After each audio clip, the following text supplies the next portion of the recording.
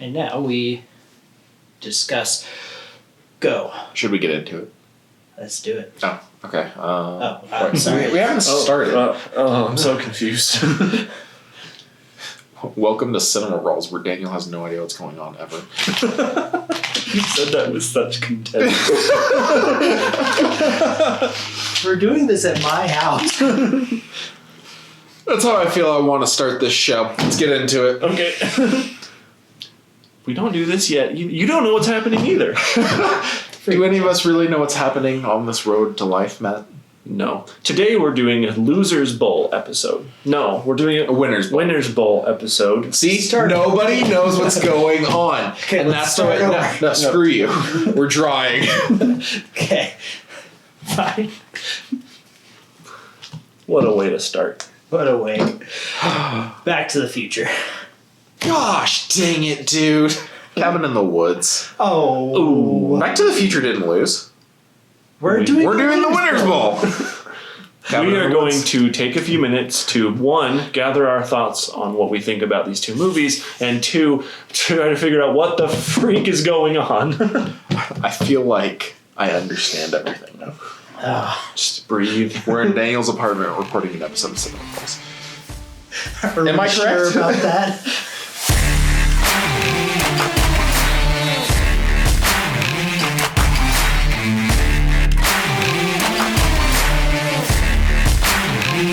I was trying something out last episode, and I'm sure my dad would appreciate it. I have been trying to grow a quarantine mustache. It looks awful, but I wanted to see what you guys thought. Keep Is it that or what no? that is? That is the saddest thing I have ever seen. Screw these. Screw you two in particular. As I'm sure you've noticed, we are still trying to do the podcast format as well as the video format. And it'll probably keep it that way for a little while.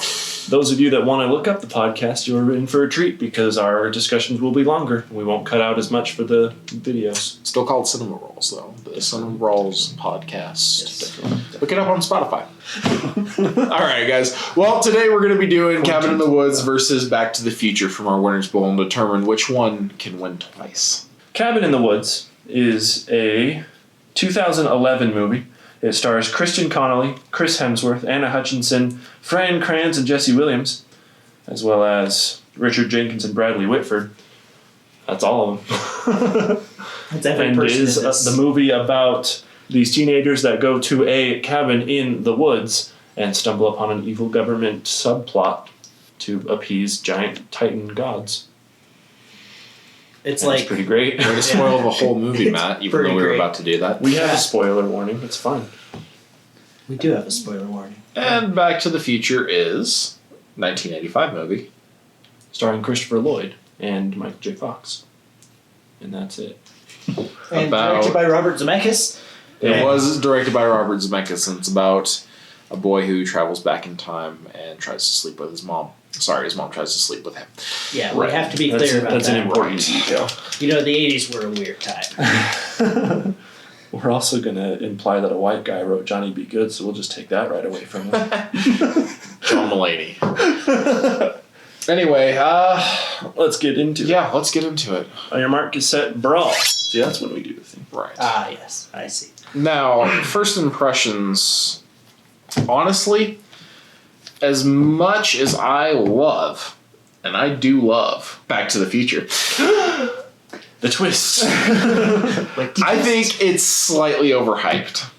And being as Cabin in the Woods is one of my favorite horror movies of all time, or just movies in general, I watch it a lot.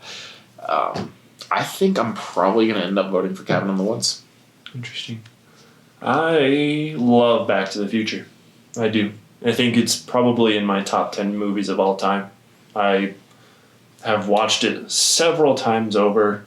I think it has a really seamless story, and the sequel is just as good, honestly. Like, they really made sure to keep the tone, and you know, everything about it was awesome. I think the story is interesting. It was something that hadn't really been done at the time. Every character was kind of unique and eccentric enough to the point where they're memorable but not creepy. Right. And I don't know. Except I could kind of see what you mean by it being overhyped, but Can you? Because you just overhyped it so much, I want to blow my brains out. So hard. but I mean, there's a reason that there's some hype. I mean, I'm not saying there shouldn't be any hype. I'm just saying, like, there's been better movies. yeah, I just don't think Cabin in the Woods is one of them.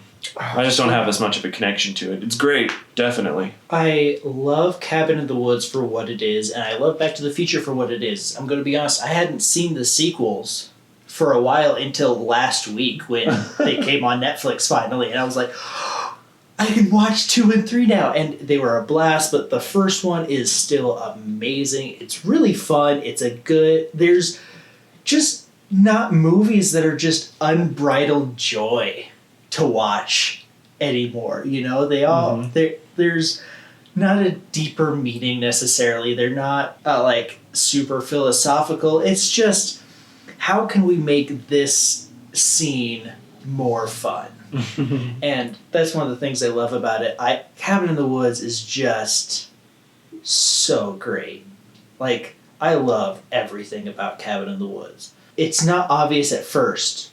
I mean, it's kind of obvious at first, but it's just the best and smartest kind of parody of a spoof of other things. It's very meta. It's so meta. It's right up there with like Scream for like how smart it is about its source material, because it's a spoof of horror movies that is at parts legitimately scary. Oh yeah, no, definitely. And I just love it. I think I'm kind of on the fence with it, with both of these. Because I'm a newer fan of Back to the Future, but I love Cabin in the Woods. Well, all right, let's go ahead and talk about the story then. Let's start getting some votes out there. I'll start on the story. Okay, I think we can agree that they both have pretty unique stories. Absolutely. Oh yeah, hardcore. Now, granted, Back to the Future is a time travel story, which has become less unique, but it kind of started. There were Or some at least time travel stories in the past, but they were made a little it popular. Yeah, Back to the Future definitely popularized it and gave it more of a concentrated method, if that makes sense. Only this car in this in this speed, in this town, with this ingredient can form time travel. It's not this mysterious portal that can take you anywhere that appears, I think they did an awesome movie, simple concept, but it was new at the time, and it was just a really fun story to explore. They did a good job of making one of the most fun movies you can watch. It's just so much fun. It's enjoyable. It really is. And that's because of the story, the things that are going on. Oh, yeah. Man, does it keep its pace up? There is never a dull moment in those movies. Absolutely. There's a couple in the sequels. Sure. There's a couple of downtimes, specifically when he goes back to dance night and he's like trying to sneak around in the sequels. But in this one, like, it's just absolutely spitfire. And that's something we don't talk about a ton, is some movies, what makes them really good is just the constant, pacing. The really fast, really intense things. It never slows down. Remember Infinity War? There was no time for pee break in that. There was not. Not a second. And it was 3 hours long. And that's why that movie was so freaking amazing. Because there was not one boring part. In fact, the only boring part I can remember from that movie where it wasn't fast-paced and just keeping you going was probably when Vision was talking to Wanda and they were all in love. And even that lasted like 2 seconds and then it got really intense again. Yeah. And so I think talking about Cabin in the Woods with the pacing specifically, a bad pacing in a movie is when it's inconsistent. There's a really high and it's super action-packed and intense and fun and exciting, and then it just screeches to a halt for some exposition. And Back to the Future, keeps up the pace, constantly moving forward, and it's great. Cabin in the Woods also has a consistent pace, but it kind of moves a little bit slow at first because it's trying to build the tension of a horror movie. And then the second they find out that this is a big government conspiracy, I feel like the movie is a taxi driver and it looks back at me and says, oh, let's go into high gear now. And then it just takes off, Yeah. Roads where we're going, we don't need roads. Tie-in. That's true. I feel like the pacing of Cabin in the Woods is good because it starts out slow, but it consistently builds, and it doesn't stop building. Right. Like, it only gets more and more fast paced and insane as the movie goes along. Absolutely. And so it's less like, a consistent, steady ride. And even though that's a good thing, it's a builder, which I really like. For sure. I'd like to think of myself as somewhat of a connoisseur of horror movies. I just spent a couple of months, because it took me that long, to get through the Saw movies. And, I've watched all of the Friday the 13th. I've watched most of the Nightmare on Elm Streets and the Halloween movies, these like dumb, awful, hilarious slasher movies that are trying to be scary. And a lot of times it's like Cabin in the Woods knows what it is. It's a slasher movie that's poking fun at other slasher movies. It has all the same beats. It's got all the same moments. You got the brief stint where all of the actors and actresses go to the beach because you can't have all these beautiful actors and actresses that are really expensive without getting them in their underwear. Yeah. And, it hits all the same beats, but it hits them so much better. It knows what it is. And in other lesser movies, when it's ramping up to the climax, it's usually just like one-on-one cat and mouse kind of a chase thing. This one just like lets all the monsters loose and just slaughters everyone. Like, and that is not a metaphor. Yeah. The big blowout that you want from these kind of movies, Cabin in the Wood gives you. Oh, it's cathartic for real. Oh, so good. With these movies, comparing the story, I feel like we're comparing two very different things. I feel like the stories are doing something completely different. They are. Cabin in the Woods is almost, like Daniel said, it's a spoof. It's kind of like a commentary with a slow pacing that builds up really, really well. And it does a really good job of poking fun at those other movies and just being a fun, enjoyable ride. And compared to other horror movies, the story is just nothing like them. It's completely unique and original. Definitely. It does such a good job of all those things that it was trying to do. However, on the other hand, Back to the Future, what it's trying to do, and it does a very good job, is make a fun action sci-fi movie. And it did. And it did. And it did probably the best job of that of any fun action sci-fi movie because it's that popular. It's one of the first, in my opinion. It was like Robert Zemeckis and all the other writers, they got together and they said, let's make something new. Let's take an old concept and let's make it fun and exciting. And they literally built this whole world. The town that they live in, that city block in the 50s, that's not a real place. They built that. Yeah. The same city block that's in the 50s, the 80s, and the 1780s is... It doesn't exist. Yeah. They literally made their own world, and I love it. And I think I'm going to vote for Back to the Future for that reason. I'm going to vote for Cabin in the Woods just because I think what it did was a little more complicated for it to do, and it did a really good job of it. I love Cabin in the Woods. I love Back to the Future. Dang it.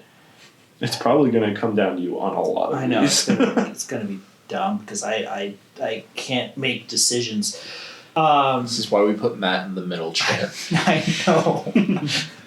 Crap, I can't be the indecisive one. Dang it. Sick. Really needs to think about this. It's a big one. It's an I'm important going with Cabin in the Woods. Cabin in the Woods takes the story. That was the wrong decision. It's alright, because we're going to talk about characters next, and in all honesty, I think you might have me beat. Yeah, like I was saying, like I mentioned before, especially with Christopher Lloyd, he jumped rope with the line of being eccentric but not creepy. He was over the top but not crazy and not stupid and not annoying, No one's been able to come even close to him as that kind of character. He hasn't even been able to come close to that. I know. I think this movie had perfect casting. You got Crispin Glover as the awkward, kind of stalkerish dad. Christopher Lloyd is just this eccentric, over-the-top inventor in the middle of the 80s. Like, that's something from a Saturday cartoon of like, oh yes, he's the mad scientist with the white hair that sticks out this way. But he does it well. And, Michael J. Fox was great as Marty. Perfect in that role. It was great. It was perfect. That's true. With horror movies, a lot of times it's hard to have good characters because there is no room for development. They're going to be killed by the end. Mm. Oh yeah, the cast list is effectively a hit list. Right. And so with that, it makes characters, hard to be relatable to or to enjoy. You don't want to connect with these characters because they're gonna die and it's gonna be gruesome. Like, you shouldn't be feeling too much for them. Right. And so that's why with horror movies, I like to look at the characters more as the monster. The main character obviously is still part of it. But who is the monster in Cabin in the Woods? Is it the government? It is the government. The government is You're right. The government is the monster. These are the kind of metaphors I love about it. Cabin in the Woods is actually a astounding metaphor for capitalism. Right. I'm just kidding. And, like, one of the things with Cabin in the Woods is it takes these characters that, like, on their face are super uninteresting, boring stock characters, and then as they get less interesting, as they start getting picked off, and as the horror starts to ramp up and characters stop developing, they become more interesting. Because it's like reverse character development, where as they get less interesting, the characters get more interesting. It's weird because it goes back and explains, hey, we're not actually these archetypes. Yeah, we got Chris Hemsworth, who looks like Chris Hemsworth, but he's not the jock. He's here on an academic scholarship. Yeah, you saw him playing football, but that's just what college guys do, Yeah, they look like supermodels, but this is a movie. What did you expect? That's true. They literally out loud say the archetypes of all of these characters. That's the point of the ritual. Yeah, and put them in that, but none of them are. The virgin's not even a virgin. Well, they work with what they got. Right. But It's a line from the movie. that's what I'm thinking. In my defense of the characters for Cabin in the Woods, it was a new take. They weren't what you expected, which gave them more depth. The monster wasn't just a rampaging monster. The government is the monster, and it's unique. It's not the same thing. It's like more of a methodical process than a single-minded entity. Right, and what I'm saying basically is, for a horror movie, there's a lot of thought put into the characters that were in this movie. Oh, yeah. Yes and no. I mean, yeah, like they're commenting on other slasher movies. They start as stereotypes and change it to something else, but they all still died at the end. And I know that's kind of the point, but like I feel like all of that reverse development that Daniel mentioned just kind of, it still doesn't matter because they still died. In a comedic and unconventional way for a horror movie, sure, but they all still died in the end. They still died, but they died saying something. This is one of the weird horror movies that has something on its mind a little bit while still being ridiculous. And what I mean by that is their whole thing is, if this is what the government is, if we as a society are willing to like sacrifice a lot of people in order to keep society just running on autopilot basically, then it needs to be broken down and rebuilt. It needs to be reset, which I don't know, how does one spell topical? Yeah, I agree. There's a deeper meaning to it. But, I mean, Matt's still got a point. Like, you have really fun characters. And they had great relationships with each other. And they have noticeable arcs. For sure. Like, if you go back in time and accidentally run into your mom, there unfortunately is that distinct possibility. She doesn't know you're her son, She'll probably try to hit on you. That makes sense. There's that unique relationship that develops Marty when he goes back. He helps his dad become a better man. He really screws over Biff, actually, but he helps Doc Biff Brown. deserved it. Yeah. He helps Doc Brown find out that you're not a crazy mad scientist. The things you do works, and you have a life worth living, So, just briefly before we cast our votes, I do want to quickly just throw in the one scene from Dragon Ball Z Abridged. So hey, just gonna throw this out there. You're really cute. Well, my mom always said I was a cute kid. Oh, a mama's boy, huh? I'll be your mommy. Anyways, I'm going to stick to my guns and vote for Back to the Future. Or you I vote? want to hear what you vote for. No, I want to hear what you No, vote I want to for. hear. I voted I'm second first. I'm the I voted tiebreaker second for last time. this episode. No, let me hear what you vote for. I'm probably going to vote for Back to the Future for this one. Yeah, me too. Gosh. Okay, great. I had to defend Cabin in the Woods because it does have Oh, you merits made to great it. points, for Right. sure. But I do lean more on the character side of Back to the Future. For sure. Merits in genre, So I think that this one is going to be kind of a fast category because, usually. Back to the Future. We're doing Marriage and Genre first, so rewatch. I said rewatchability, didn't I? Did you I say did Merits and rewatchability? Genre. I registered Merits and Genre. Again, Matt's brain is not working. I meant correctly. rewatchability. This is an off Rewatchability episode. comes first. Does it? I don't know. It does. Rewatchability. That is an interesting one because Back to the Future is rewatchable. Definitely. You don't Easily. necessarily need to watch the sequels, but even those are easily rewatchable. Oh yeah, just transitions right into it. Right. Yeah. But here's the thing, Cabin in the Woods is too. And for a horror movie, that's impressive to pull off. It's to be For a horror so movie, yeah. rewatchable. I've watched Cabin in the Woods. It's probably my second most watched movie, maybe third over like the last few years. Along with like, I want to say, well, obviously The Dark Knight. I've watched a ton. Well, yeah. In terms of just volume watch, yeah, I've watched Cabin in the Woods at least 6 times more than Yeah. Back to the Future. And but I'm I've the also, exact opposite. yeah. I've only watched Back to the Future a couple times. But that's the thing is that even us that are coming in almost 40 years later to the conversation of Back to the Future are still like, yeah, no, this is awesome and rewatchable, and we have, even if we're arguing it being the less rewatchable of these movies, it's still one that we've rewatched, you know?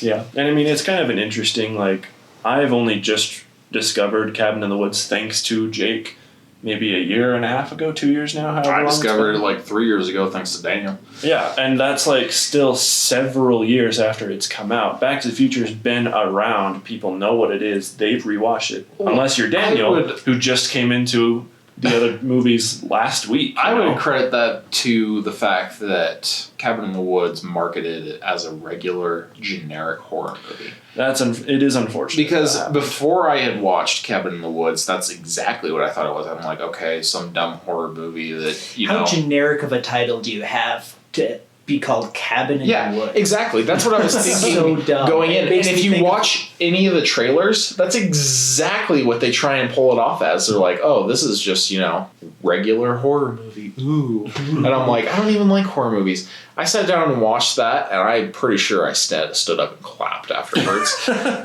And I have watched it so many times since, and I've recommended it to so many friends. So I don't think Cabin in the Woods is less rewatchable than Back to the Future. I just think the reason less people have watched it is because that's how it was marketed. Sure. For sure. I will say, there's a lot of stuff to pick up when you do rewatch Cabin in the Woods. Mhm. All the stuff in the cellar, all the different monsters when they all get released. There are things to look at and pay attention to when you rewatch. But Back to the Future is just as equally rewatchable, even though there's not as many smaller details. There's you can not still Easter get eggs. you get There's just not- as much into the story as you did the first time. And I mean, it's fun. It's easy to watch. Oh yeah. And one thing that is, I'm probably going to lean towards Back to the Future on this category too, is just because of the rating, having a PG versus an R instantly guarantees that more people are going to rewatch Back to the Future. That's true, but there's more boobs in Cabin in the Woods. And, that's great for me.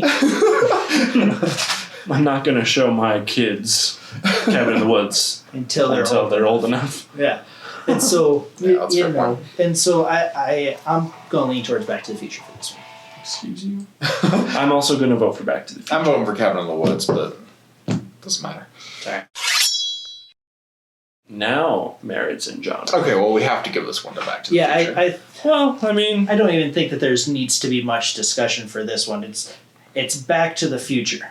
I mean, we've mentioned about Cabin in the Woods before. It is poking fun in its own genre, and I feel like if more people, if it was marketed better, and if more people knew what it was and what it was trying to say, I feel like it would be a lot more prevalent in the horror movie world. Unfortunately, it's just not.